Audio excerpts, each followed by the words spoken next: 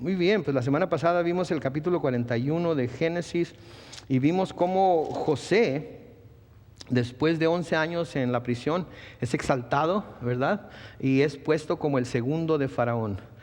Después de Faraón, José era el que mandaba.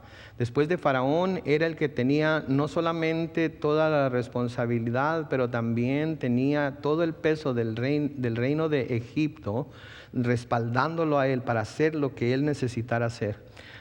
Faraón había tenido un par de sueños que no había entendido, y al no tener nadie que se lo interpretara, el copero que tenía su servicio se acordó de que cuando él había estado en la cárcel había conocido a José y él había interpretado correctamente su sueño. Le cuenta a Faraón y Faraón lo llama inmediatamente. Se interpreta los sueños. Los dos sueños que había tenido Faraón tienen que ver con una hambruna que se va a llevar a cabo, una hambruna que va a suceder de 7 años.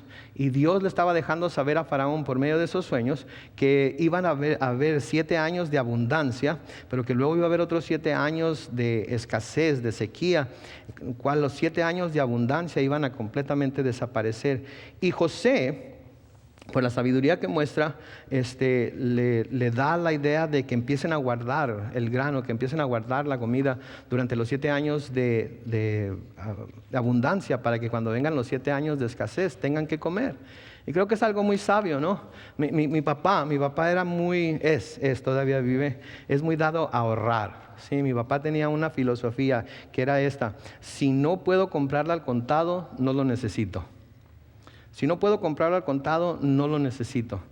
Y se aguantó mucho tiempo sin comprar un carro nuevo, pero finalmente lo tuvo porque tuvo el dinero para pagarlo al contado.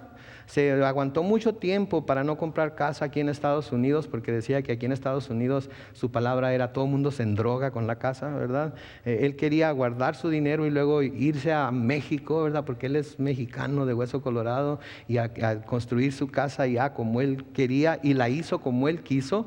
Sí, no contrató arquitecto ni nada, él hizo los planos, él hizo los dibujos, él contrató a todo el mundo y él lo hizo, y es un caserón bárbaro, ¿verdad? Y ahora es para mi mamá y para mi papá nada más, pero era como él la quiso, las ventanas que él quiso, como él lo quiso, etcétera, etcétera. Entonces, el plan que tenía José era muy sabio, era guardar en los tiempos de abundancia para poder soportar los tiempos de escasez. Y creo que eso es algo que nosotros deberíamos de pensar en ello, especialmente en nuestros tiempos y especialmente en el país que vivimos, ¿verdad? En nuestro país todo se compra a crédito, ¿no es cierto? En nuestro país, aquí en donde nosotros vivimos, es: cómprelo ahora, úselo y páguelo después, ¿verdad? Y lo compramos y lo usamos y se nos acaba y lo tiramos y lo seguimos pagando, ¿verdad? Porque nunca terminamos de pagarlo, ¿verdad? Entonces, yo creo que si usáramos este principio, nos está presentando aquí a José, ¿verdad? No habría tanta gente endeudada, no habría tanta gente que tiene que trabajar 2 trabajos, y en donde tienen que trabajar el hombre y la mujer, y tienen que, ¿verdad?, y dejar a sus hijos solos y tener todo ese tipo de problemas, porque aprenderíamos a vivir dentro de nuestros medios, y eso nos ayudaría a no estar endrogados, como dice mi papá. Entonces, cuando nos fuimos la semana pasada, dejamos a José encargado de cuidar del grano y de guardarlo. Y hoy llegamos ya con los 7 años de abundancia que han pasado ya, y están comenzando ya los 7 años de carencia.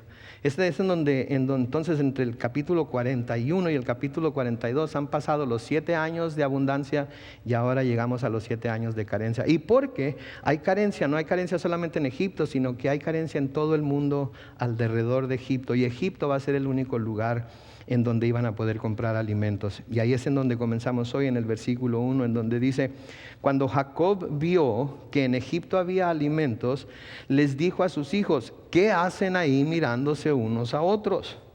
Dijo además: ha llegado a mis oídos que hay víveres en Egipto. vayan allá y compren alimentos para nosotros para que no muramos, sino que sigamos con vida. Entonces la hambruna, la sequía era bastante seria. Tanto que no había la manera de regar los campos para poder sembrar el trigo y poder cultivarlo y poder cosecharlo.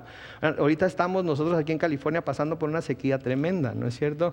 Yo creo que muchos de ustedes han visto fotos en las noticias en donde grandes cuerpos de agua que había ahora están casi vacíos, ¿verdad? Y tan difícil o tan dura es la sequía que vamos a tener que dejar que nuestros pastos en casa se quemen, se hagan cafés, con tal de que los campesinos tengan la suficiente agua para poder producir los alimentos, ¿verdad? Entonces, imagínense ustedes en un tiempo en el cual no había manera de traer agua de otros lugares, no había plantas desalinadoras en donde pudiéramos tomar agua del mar y quitarle la sal y usarla para otras cosas. Imagínense ahora, si alguna vez han estado en Israel, han ido a Israel o a algún lugar como Egipto, se van a dar cuenta que es puro desierto, no hay absolutamente nada. El cuerpo de agua más grande que hay en Israel y no está ni en Israel, está en Jordania, es el Mar Muerto, y es un mar que tiene entrada, que viene del río Jordán y que se estanca ahí el agua y que no tiene salida. Entonces está tan lleno de minerales que si uno se mete al agua y se acuesta, flota de tantos minerales que tiene. Okay, es tan pesada la sal que lo único que tiene que hacer uno es acostarse y flota. Sí, porque los minerales lo levantan a uno, lo hacen flotar. Entonces imagínense, 7 años esto iba a suceder. Y obviamente que aparte de regar para cosechar, también había que tomar agua. Si tenían animales, había que darles de beber agua también. Entonces la falta de agua es algo muy serio. Y entonces aquí Jacob de alguna manera oye, alguien le dice que hay alimentos en Egipto y les dice a sus hijos: hey, ¿qué están haciendo ahí parados viéndose los unos a los otros? ¿Verdad? ¿Qué están haciendo ahí pensando, rascándose la cabeza en qué van a hacer? Vayan a Egipto y compren comida allá para que no nos vayamos a morir y para que vayamos a seguir con vida.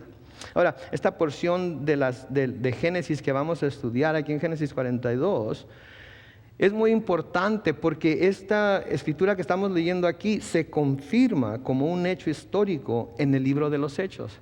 Se confirma como un hecho histórico en el libro de los Hechos.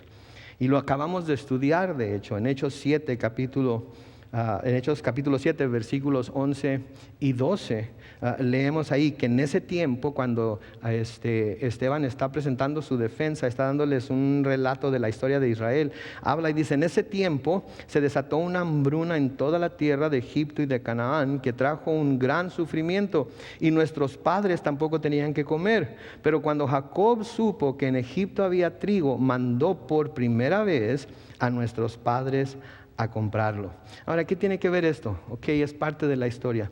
Bueno, pues es muy importante porque aquí se está usando el libro del Génesis como un documento histórico. Se está mencionando como algo que en el Nuevo Testamento está siendo respaldado como algo que realmente sucedió. Y esto es importante porque, como mencionamos al principio de nuestro estudio de Génesis, hay muchos eruditos, hay mucha gente estudiosa, hay mucha gente que quiere desacreditar la Biblia de alguna manera y dice que los eventos que se mencionan en el Génesis son puras fábulas, son historietas, no tienen nada de verdad. Adán y Eva no existieron. Abraham y el pacto que hizo con Dios y el pacto que Dios hizo con él no son verdad, no son dignos de confianza, etcétera. Pero nuestro Señor Jesucristo citó el libro de Génesis. Y ahora aquí Esteban, al presentar esa historia del pueblo de Israel, de nuevo cita el libro de Génesis. Entonces esto es muy importante para nosotros como cristianos. Porque pónganse a pensar en esto: si el libro del Génesis no es verdad, entonces no podemos confiar en nada más de lo que dice la Biblia.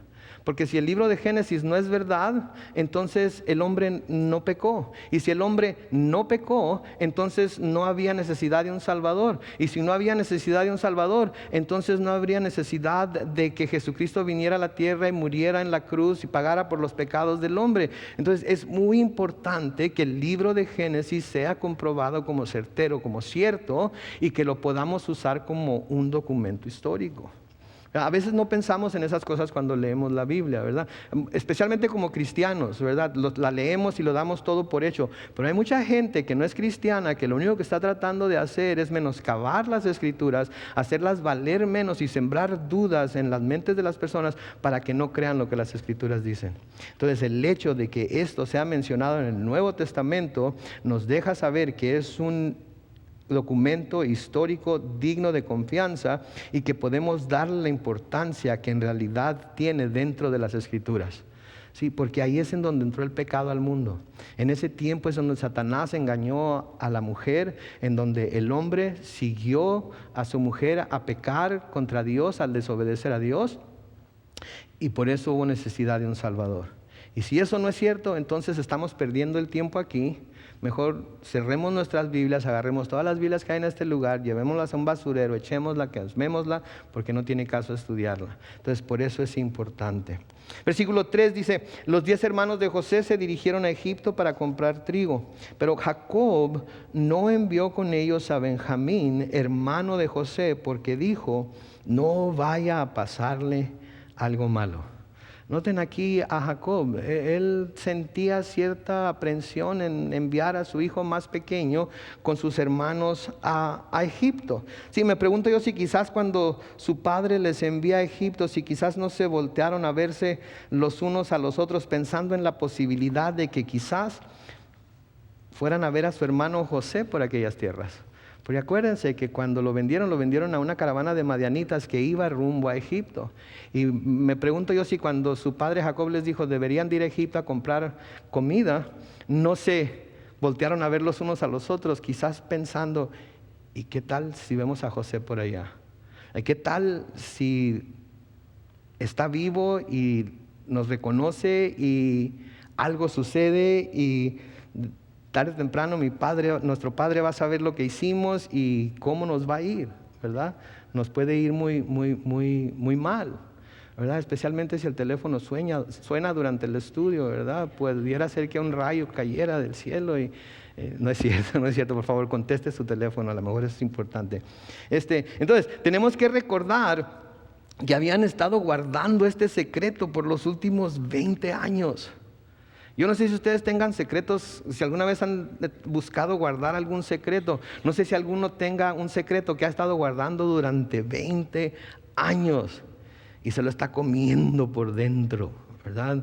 Ya no aguantan, quieren decirle a alguien, quisieran poder hablar de él, quisieran poder confesarlo porque hay algo que se los está comiendo por dentro. Bueno, pues ellos tenían 20 años de saber lo que había sucedido con su hermano y no se lo habían confesado a nadie. Definitivamente su padre no sabía lo que había pasado, aunque pareciera ser que su padre tenía alguna idea de que sus hijos eran tan malos que muy bien hubieran podido hacerle daño, ¿sí?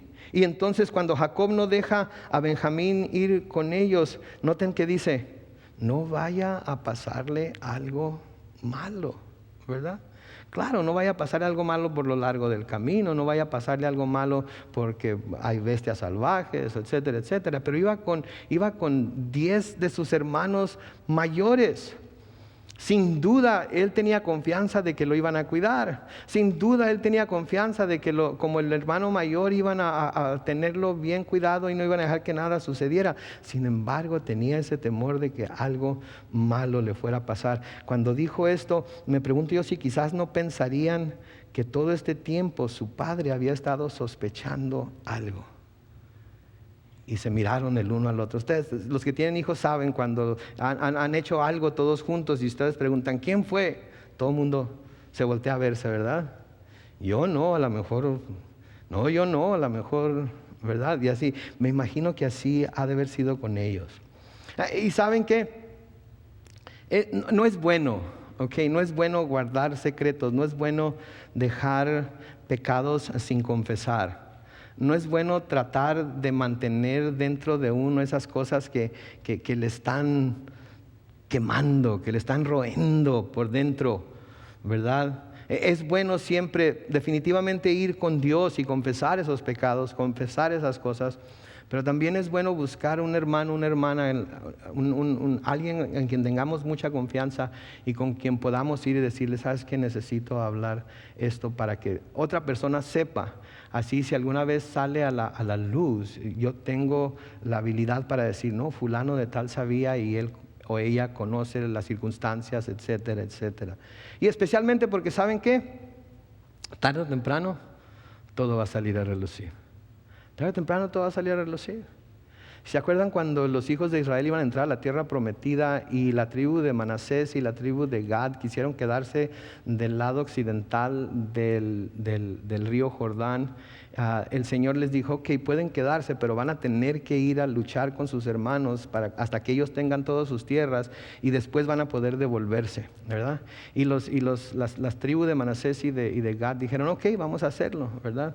Y el Señor les advirtió muy claramente, saben que vale más que lo hagan, porque si no lo hacen van a estar pecando contra mí y su pecado los va a descubrir. Saben que el pecado siempre nos va a descubrir. Siempre nos va a descubrir, tarde o temprano nos va a descubrir. Puede ser en 5 días, puede ser en 5 años, tarde o temprano nos va a descubrir. Escuchen lo que escribe Salomón en Eclesiastés 12:14. Por lo demás, Dios habrá de juzgar toda obra, buena o mala, junto con toda, ¿qué dice ahí? Acción encubierta. Dios lo va a juzgar. Nosotros podemos escondernos de todo el mundo, nosotros podemos escondernos de todas las personas, podemos mantener una fachada bastante buena delante del mundo, pero saben que nunca nos vamos a poder esconder de Dios. Nunca vamos a poder esconder, porque Dios conoce hasta lo más profundo de nuestro corazón. Dios conoce todo acerca de nosotros. ¿Sí? Y es bueno ir a confesarnos con Él y de nuevo, como les dije, tener a alguien de confianza, nuestro cónyuge, alguien con quien podemos ir y decirle, ¿sabes qué? Ya no soporto esto. Señor Jesucristo, en Lucas 12:2 nos dice, porque no hay nada encubierto que no haya de ser manifestado, ni nada oculto que no haya de saberse. ¿Se fija usted? No hay nada encubierto que no haya de ser manifestado, ni nada oculto que no haya de saberse. Yo por eso mi esposa sabe todo acerca de mí. No hay nada que no sepa acerca de mí. Lo peor de mí lo sabe. Porque cuando alguien venga y le diga, ¿sabías tú que tu esposo? Sí, ya sabía. Y porque yo sé que lo sabe, no tengo que inventar cosas en mi mente cuando me pregunte, porque voy a tener que estarme acordando, ¿qué le dije a la última persona que me preguntó? ¿Verdad? Y ese es un problema que tiene la gente mentirosa, que constantemente se tiene que estar acordando de lo que le dijo a la última persona que le dijo lo que le dijo, porque si la siguiente persona le pregunta, y especialmente enfrente de esa persona y no se acuerda, ¿cómo va a quedar? Como mentiroso. Yo les digo a mis hijos, ¿saben qué? Mis hijos, no le hace que hagan, díganmelo. Soy su padre. Y sí, esperen que les grite, y sí, esperen que me enoje y todo lo demás, pero díganme, ¿ok? Porque si me dicen, yo voy a poder hacer algo por ustedes, pero si me lo esconden y luego yo lo descubro, las cosas se van a poner, como dice mi mamá, color de hormiga. Así es que cuéntenmelo, díganmelo, ¿sí? Y es bueno, de nuevo, debemos de buscar vivir una vida transparente. No es necesario decir toda nuestra historia a todo mundo, ¿verdad? Porque hay gente que quiere decir toda su historia a todo mundo. Y saben que hay cosas que yo prefiero no saber de ustedes, ¿ok? Así es que, pero sí es bueno tener a alguien de nuevo con quien podamos ser transparentes. Por eso Juan, inspirado por el Espíritu Santo, nos exhorta en 1 de Juan capítulo 1, versículos 5 al 7. Este es el mensaje que hemos oído de Él y que les anunciamos a ustedes. Dios es luz y en Él no hay tiniebla alguna. Si decimos que tenemos comunión con Él y vivimos en tinieblas, estamos mintiendo y no practicamos la verdad. Pero si vivimos en la luz, así como Él está en la luz, tenemos comunión unos con otros y la sangre de Jesús, su Hijo, nos limpia de todo pecado. Ahora, vivir en la luz no quiere decir que vamos a vivir perfectamente. ¿Sí? Vivir en la luz no quiere decir que vamos a ser perfectos delante de Dios. Vivir en la luz quiere decir que vamos a vivir una vida transparente, que vamos a hacer lo que somos. Lo que somos en la iglesia vamos a hacer en casa y viceversa. Lo que somos en la iglesia vamos a hacer en el trabajo y viceversa. No vamos a poner una cara aquí de santos y bien comportados y amorosos y todo, y luego nos convertimos en energúmenos iracundos en la casa, ¿verdad? No, quiere decir, si yo soy bien enojón, créame, yo voy a ser enojón aquí en la iglesia y voy a ser enojón en la casa. Y a veces me dicen que lo soy, ¿verdad? Porque no sé esconderlo, no puedo esconderlo. Soy lo que soy. Y por la gracia de Dios puedo seguir adelante así como soy. Y créanme, Él está obrando en mí, constantemente está quitando asperezas y cosas que Él quiere quitar. Pero si trato de esconderlas, nunca va a venir alguien conmigo a decirme, ¿sabe qué, hermano? La regaste ahí, deberías de ir a pedir perdón. La voy a poder mantener escondido siempre, todo el tiempo, y no voy a ser quien en realidad soy.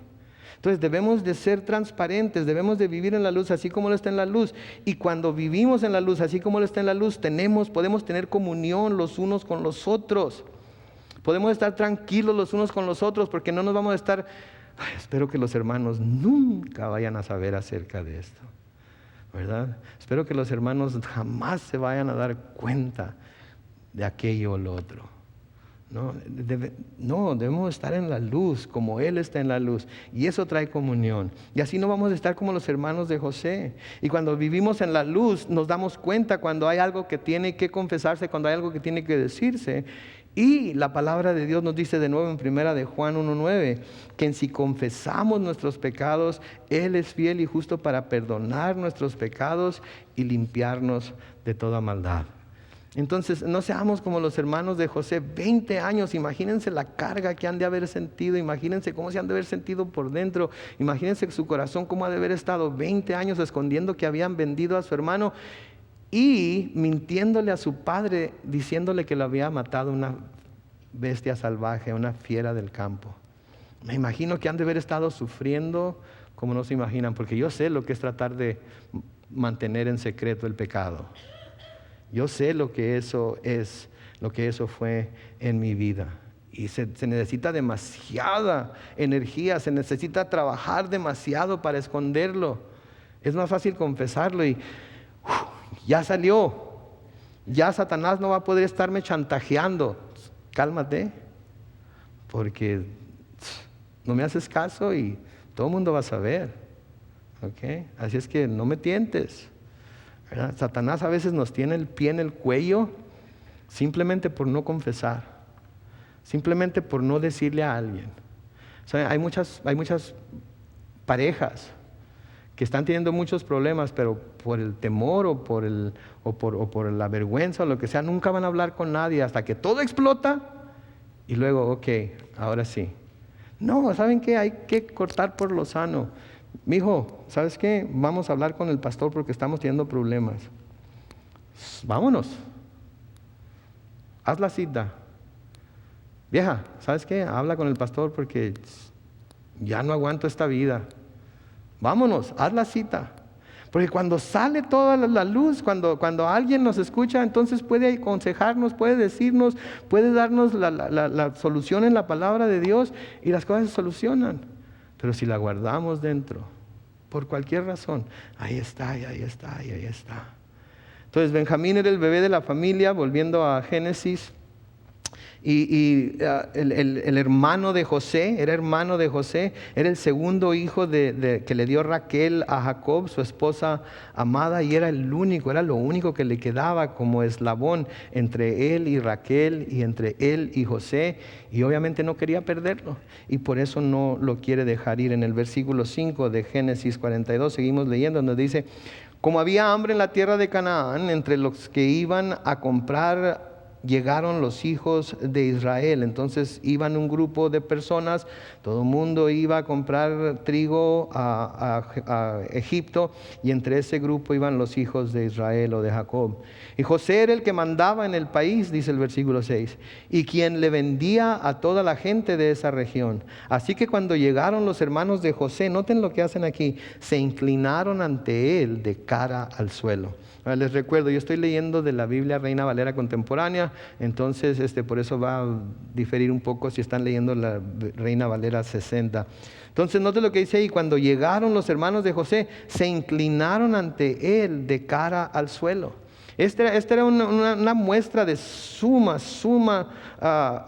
reverencia delante de alguien.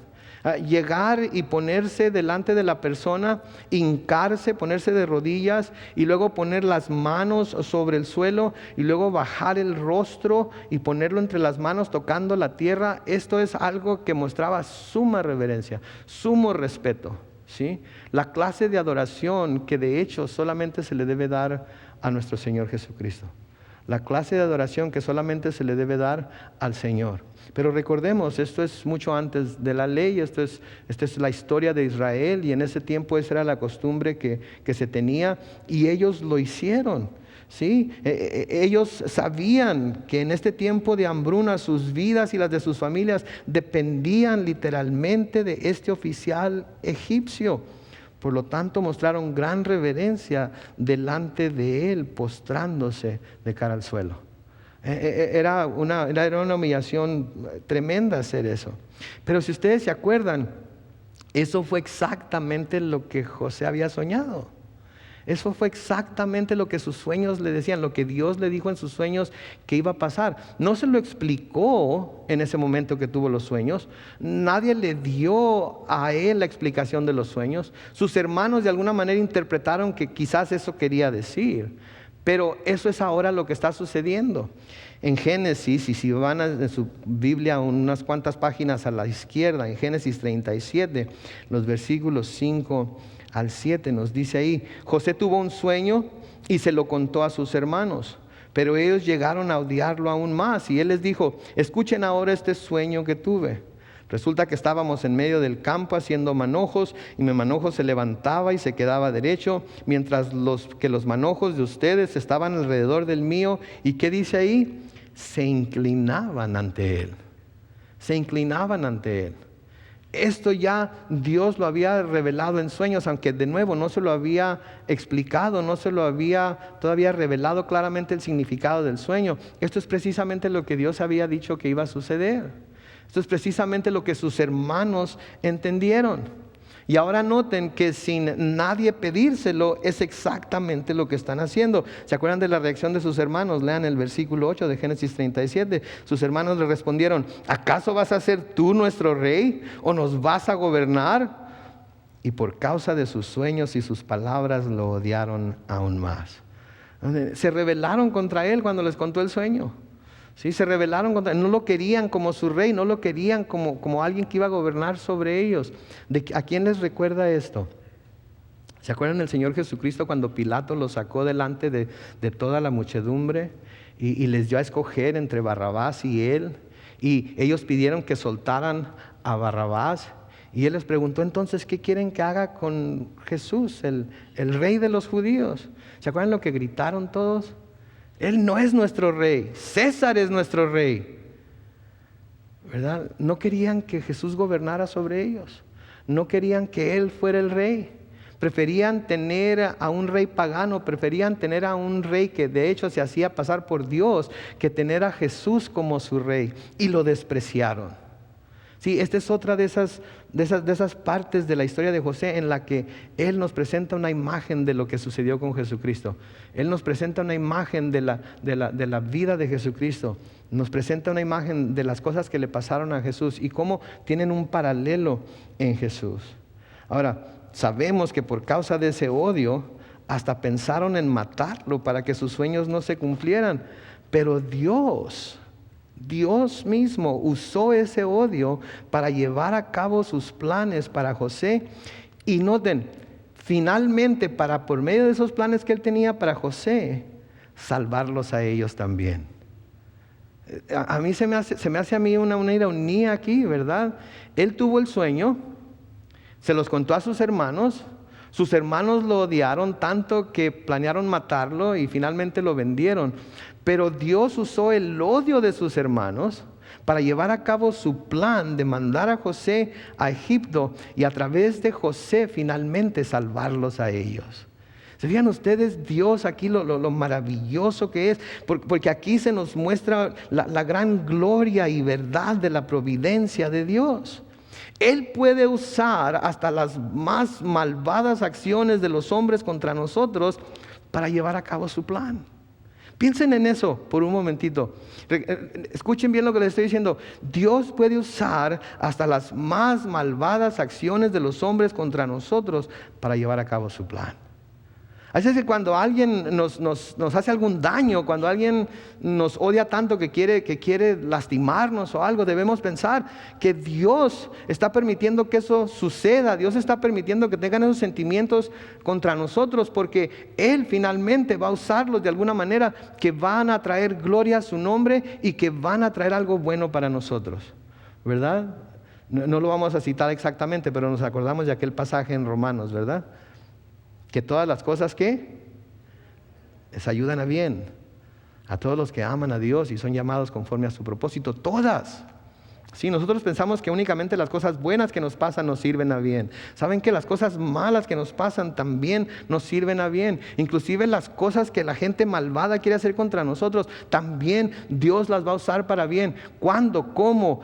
No lo podemos saber, pero podemos estar seguros de que eso va a suceder porque lo vemos como evidencia a través de las Escrituras que eso sucedió.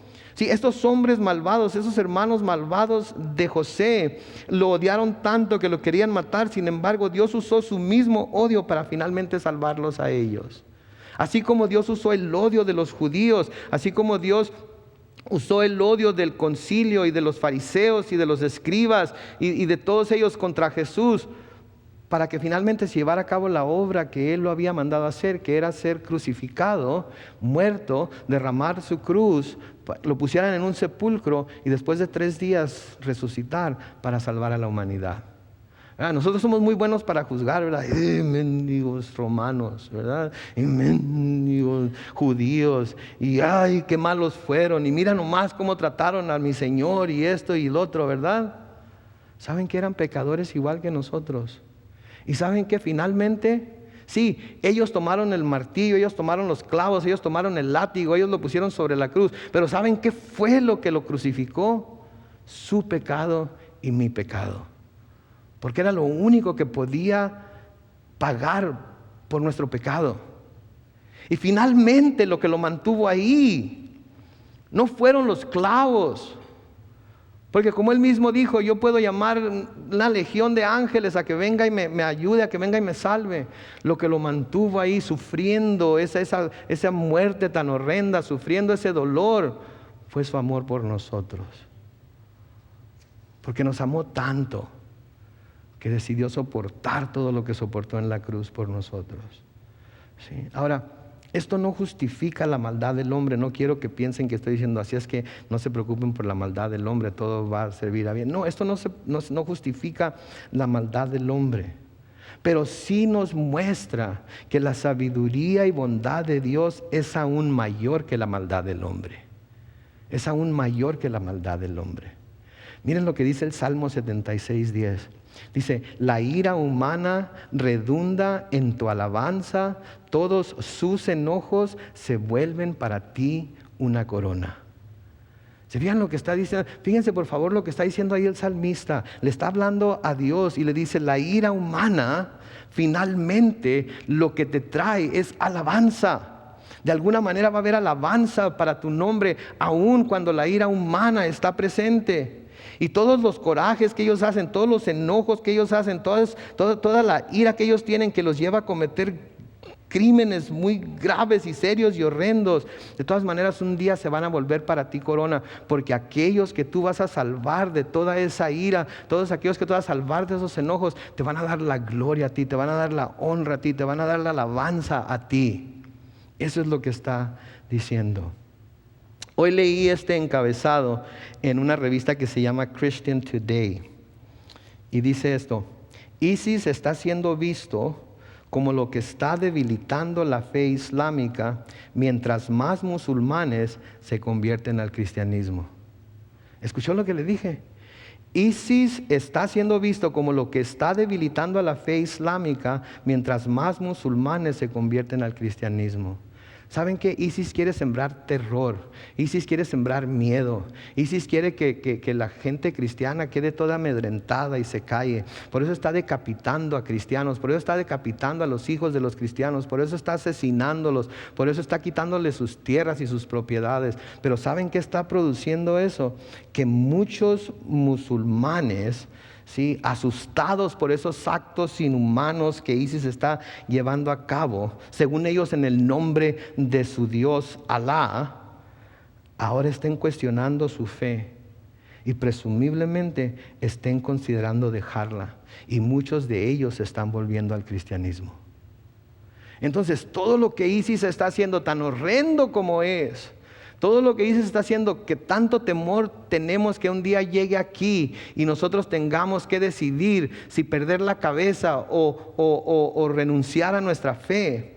Todo eso está sirviendo para que gente de entre ellos mismos venga a los pies de Cristo. Y eso es lo que tenemos que tomar en cuenta, mis hermanos y hermanas.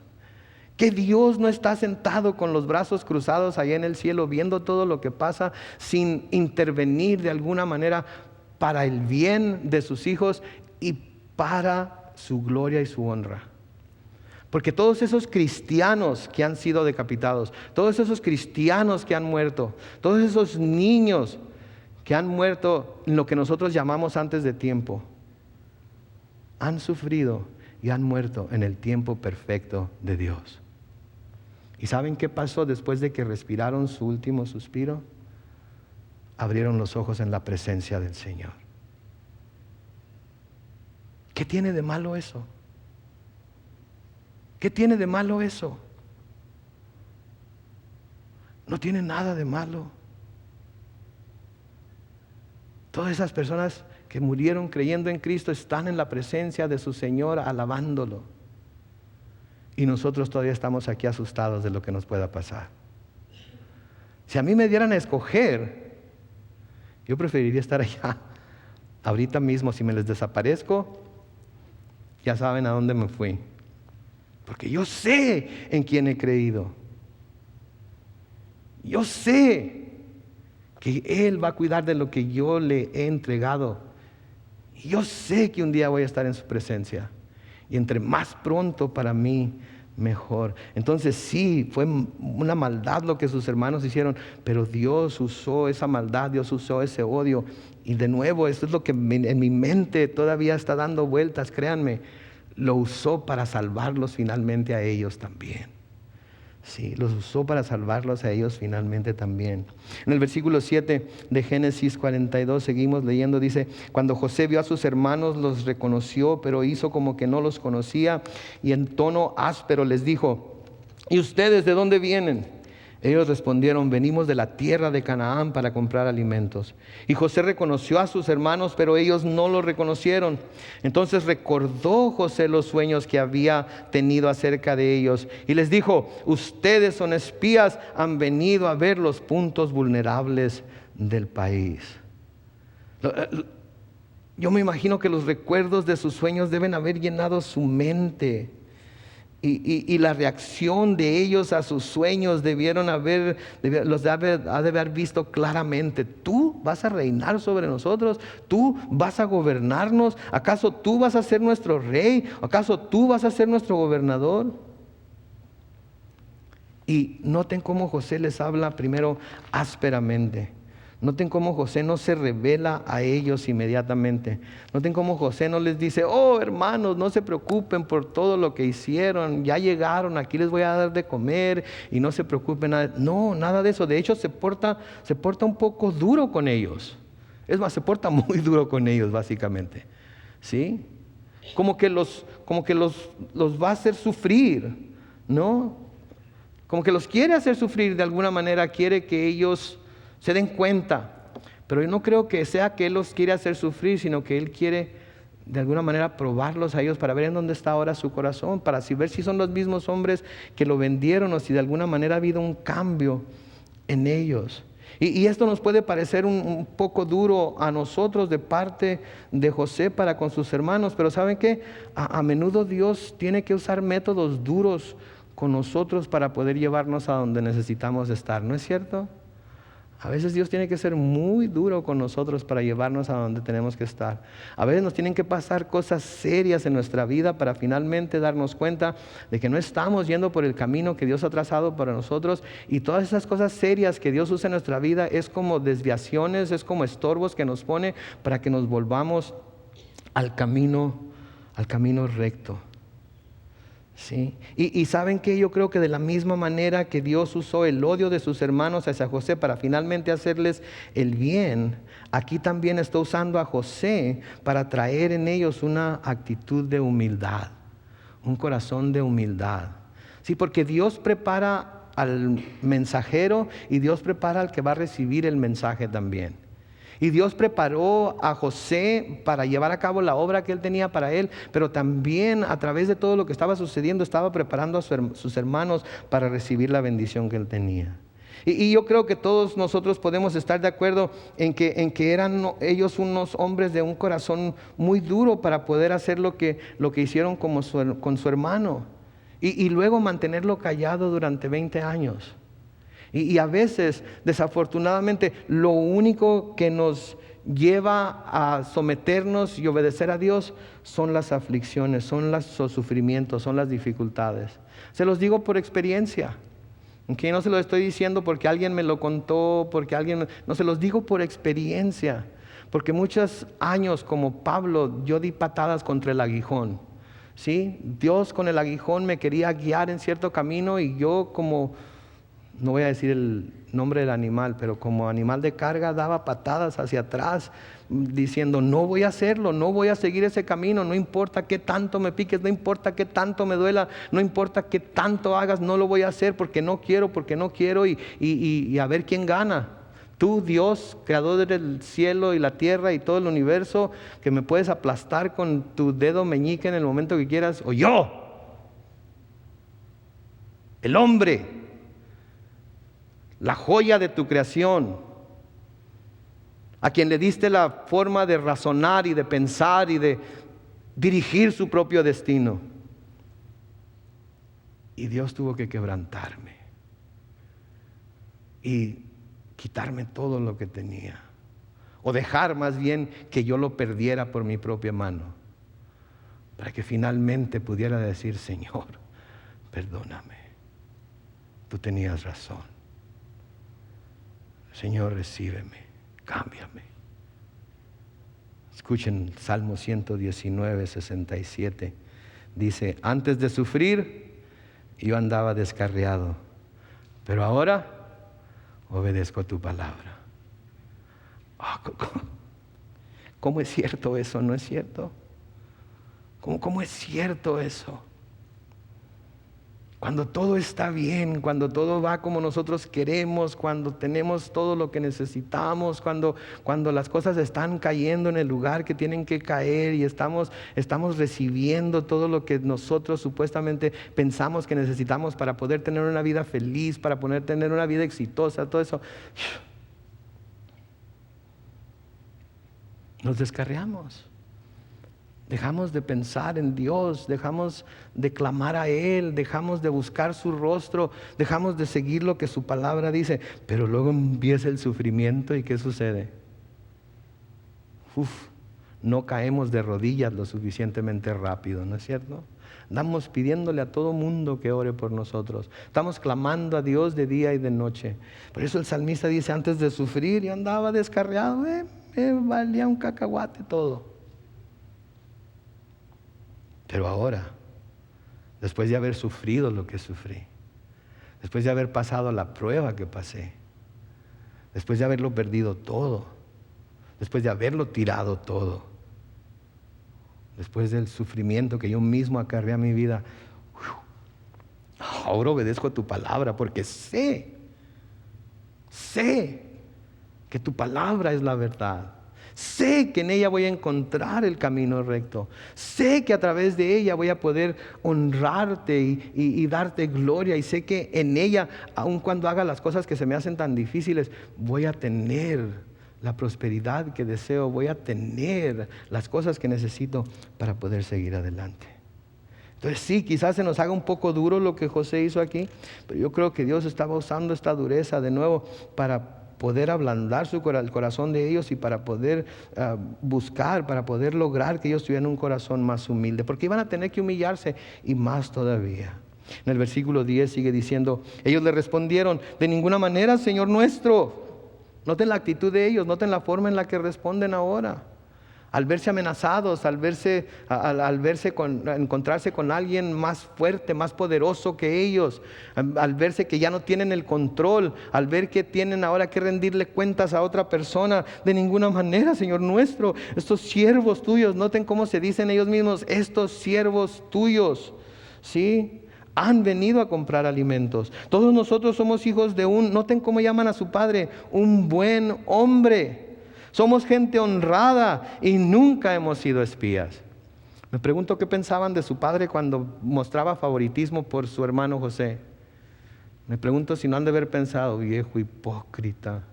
Para él sí, ¿verdad? Su túnica de colores, a él sí, ¿verdad? Todo lo mejor. Y a nosotros que somos los que cuidamos tu ganado, nosotros los que somos que trabajamos, nosotros los que siempre hemos estado ahí contigo, a nosotros nada.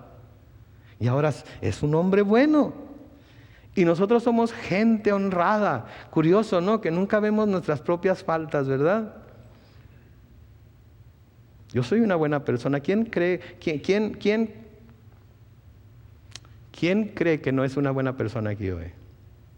Todos creemos que somos buenas personas. Digo, si me comparo con mi esposa, yo soy un ángel. Si me comparo con ¿Por qué se ríe? Oiga, ¿me conoce algo o es tanteo nada más? Si me comparo con algunas de mis amistades, inclusive si me comparo con algunos de ustedes, estoy seguro que soy un ángel.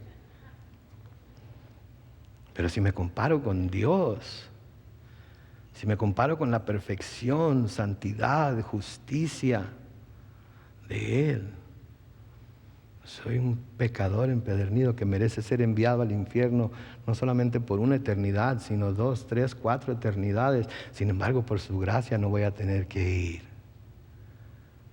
Y eso es lo asombroso del amor de Dios, que ha salvado a alguien como yo y le ha asegurado el estar con Él en el cielo un día. Eso es lo asombroso de Dios. Versículo 12 dice, pero José les dijo, no, sino que han venido a ver los puntos vulnerables del país. Ellos respondieron, nosotros tus siervos somos 2 hermanos, hijos de un buen hombre en la tierra de Canaán. Nuestro hermano menor está hoy con nuestro padre y el otro ya no vive. Ouch. Este es el hermano del que están hablando enfrente de ellos. Y le están diciendo, el otro ya no vive. Está muerto. Imagínense qué ha de haber sentido José aquí. Imagínense cómo los ha de haber visto. Ha de haber dicho, estos camaradas no han cambiado nada. Siguen siendo los mismos que me vendieron. ¿Sí? Ahora, ellos no tenían forma de saber si José había muerto o no. Sí, pero esto nos muestra aún más la dureza de corazón de ellos. Porque en sus mentes José era como si hubiera muerto, ni siquiera estaba en el radar de ellos. Y yo creo que al ver la dureza de sus corazones le fue confirmado a José que sus hermanos no habían cambiado. Estaban dispuestos a hacer y decir lo que tuvieran que hacer y decir con tal de salirse con la suya. ¿Saben qué debemos tener? Tanto cuidado, porque a veces nosotros estamos dispuestos a hacer y decir lo que tengamos que hacer o decir con tal de nosotros vernos bien. Y no nos importa a quién pisoteemos, no nos importa a quién hiramos, no nos importa, así se dice, herimos, a quién herimos, no nos importa a quién calumniemos, no nos importa, con tal de yo verme bien, estoy dispuesto a hacer lo que yo tenga que hacer. Estoy dispuesto a hacer lo que yo tenga que hacer. Sí, entonces hablan de su hermano como si estuviera muerto. Versículo 14 sigue diciendo, pero José les dijo, tal como les dije, ustedes son espías y con esto van a ser puestos a prueba. Les juro por la vida de Faraón que no van a salir de aquí hasta que su hermano menor venga acá. Envíen a uno de ustedes y que traiga a su hermano, pero ustedes se quedarán presos. Vamos a ver si ustedes dicen la verdad, y si no, por la vida de Faraón que ustedes son espías. Y José los puso a todos en la cárcel durante 3 días. Al tercer día les dijo: yo temo a Dios, hagan esto y vivirán. Si son gente honrada, dejen preso a uno de sus hermanos en la cárcel donde ahora están. Y ustedes vayan y lleven alimento a su casa para mitigar el hambre. Pero tráiganme a su hermano menor para probar sus palabras y no morirán. Y ellos lo hicieron así. Pero se decían el uno al otro: realmente hemos pecado contra nuestro hermano, pues lo vimos angustiarse y rogarnos y no le hicimos caso. Por eso nos ha sobrevenido esta angustia. Noten, la conciencia de estos hombres empieza a obrar en ellos, y lo primero que sienten es que lo que está pasando les está pasando por causa de lo que le hicieron a José. No existía ninguna conexión lógica entre lo que estaba pasando y su trato de José, pero por una conciencia culpable, ¿sí?, las aflicciones parecían ser el castigo por su pecado. Y saben que cuando nuestra conciencia siente culpabilidad, ¿sí?, cualquier cosa mala que nos pase, ¿qué pensamos? Dios me está castigando. Dios me está castigando. Y a veces tenemos la osadía de decirle a otras personas cuando algo está pasando en sus vidas, se enferman o pierden el trabajo o lo que sea, y somos como los amigos de Job, ¿verdad? Qué bárbaro, que has de estar pecando contra Dios, pero si a más no poder, por eso te está pasando tantas cosas, ¿verdad? Cuando nosotros no podemos ver el corazón de las personas, a lo mejor Dios está permitiendo que pasen por esa prueba porque les está tratando de enseñar algo, pero nosotros inmediatamente se lo atribuimos ¿a qué? Al pecado. Y cuando sentimos culpabilidad en nuestro corazón, cuando sentimos esa angustia de la culpabilidad por algo que hemos hecho, que no hemos confesado, inmediatamente sentimos que las aflicciones que estamos sufriendo son por causa del pecado, son un castigo por el pecado, cuando en realidad lo que Dios quiere traer a nuestro corazón no es condenación, sino convicción. Y hay una gran diferencia entre la condenación y la convicción. La condenación nos aleja de Dios, porque la condenación nos hace sentir correctamente pero equivocadamente que no somos dignos de ir a Dios a pedir perdón. Y la convicción nos hace sentir la necesidad de ir a confesarnos delante de Dios para que nuestro pecado sea perdonado. Y saben que esta es una buena señal. Esta es una buena señal. Cuando todavía sentimos convicción en nuestro corazón por algo que estamos haciendo que no deberíamos hacer, es una buena señal, porque eso quiere decir que el Espíritu Santo todavía está obrando en nosotros, todavía nos está llamando al arrepentimiento, todavía se está esforzando por convencernos de que vayamos a Dios a pedir perdón. Cuando ya finalmente nos importa un cacahuate, cuando ya finalmente no sentimos nada y podemos vivir en nuestro pecado a pesar de que sabemos que es pecado, quiere decir que el Espíritu Santo ya lo callamos completamente y ya no sentimos su presencia ni escuchamos su voz. Dios no quiere condenarnos. Dios no quería condenarlos a ellos tampoco. Lo que quería que hicieran era que sintieran convicción. Y un consejo como pastor, como amigo, como hermano: cuando el Señor traiga convicción a sus vidas, no huyan de Él, corran a Él. Confiésenle a Él su pecado, confiesen lo que están haciendo y pídanle perdón y pídanle la fortaleza para dejarlo de hacer y vivir para Él de una manera que le agrade a Él. No huyan. Eso es lo que Satanás quiere que hagamos, que huyamos de Dios, que nos apartemos de Dios, que nos vayamos a las afueritas de donde vamos a estar seguros. ¿Y qué es lo que hace la gente? Deja de venir a la iglesia, deja de pedir que se ore por ella, no le pregunta nada al pastor, se aparta de los hermanos. ¿Por qué? Por esa culpabilidad que siente. Y en realidad de hacer eso debería hacer lo contrario: estar más en la iglesia, leer más la palabra, orar más, confesarle a alguien lo que está sucediendo, pedirle a alguien que ore por ellos. Porque Satanás anda como león rugiente buscando a quien devorar. Entre más nos aleje del círculo de lo que es la iglesia, de lo que es el pueblo de Dios, más estamos propensos a que nos dé el zarpazo y nos coma. Noten lo que dice el salmista en el Salmo 38. Los versículos 1 al 8. Dice: Señor, no me reprendas en tu enojo, no me castigues en tu ira. Tus flechas se han clavado en mí, sobre mí has dejado caer tu mano. Por causa de tu enojo, nada sano hay en mi cuerpo. Por causa de mi maldad, no hay paz en mis huesos. Mi pecado pesa sobre mi cabeza, es una carga que ya no puedo soportar. Por causa de mi locura, mis heridas supuran y apestan. Estoy abrumado, totalmente abatido, todo el tiempo ando afligido. La espalda me arde sin cesar, no hay nada sano en todo mi cuerpo. Me siento débil y en gran manera agobiado. Mis quejas son las de un corazón atribulado. Eso es lo que hace el pecado. Pero noten el salmista. El salmista no huye de Dios. El salmista corre a Dios. Y le dice: Señor, por favor, no me reprendas en tu enojo. Por favor, ya no soporto más. Ya no puedo más. Levanta esta disciplina, quita esta disciplina. Entiendo por qué lo estás haciendo. Lo veo claramente. Lo reconozco. En el Salmo 32, los versículos 1 al 5 leemos: Dichoso aquel cuyo pecado es perdonado y cuya maldad queda absuelta. Dichoso aquel a quien el Señor ya no acusa de impiedad y en el que no hay engaño.